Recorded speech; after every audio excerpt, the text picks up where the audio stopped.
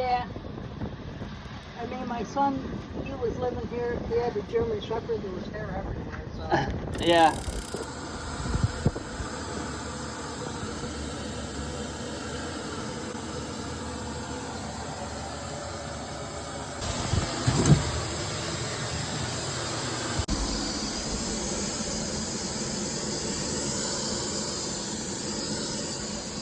So watch what happens when I remove this. Woo! Now it's starting to flow. You do not want your dryer vent on the roof clogged like this. Look how solid this is. It's like cement, super dangerous. And it keeps on coming. There's also a door in here, and this door is getting weighed down by the lint.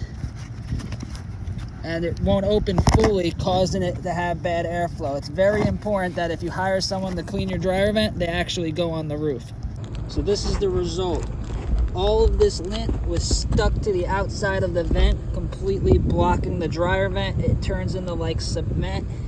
No air can come through. I still got to clean the whole vent, but this was just what was blocking the exit.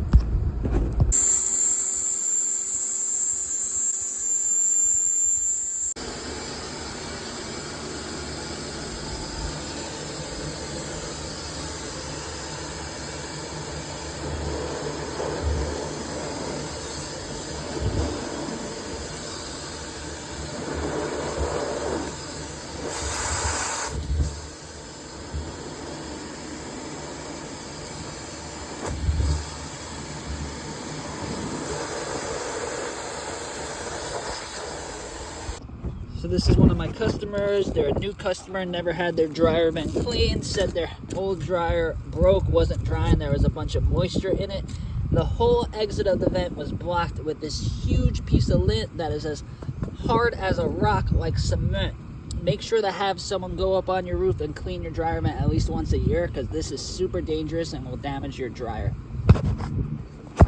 Pretty blocked up, even though it doesn't go that far. There's pieces of lint that are closing that door. Okay. So I'll clean that out. It'll open the door. It'll dry much faster because it'll have like double the airflow. Okay. Then I could also tell that even though it's a short vent, it's filled with stuff if it got all the way out here. Okay. So yeah, that's an easy one, but it needs to get done.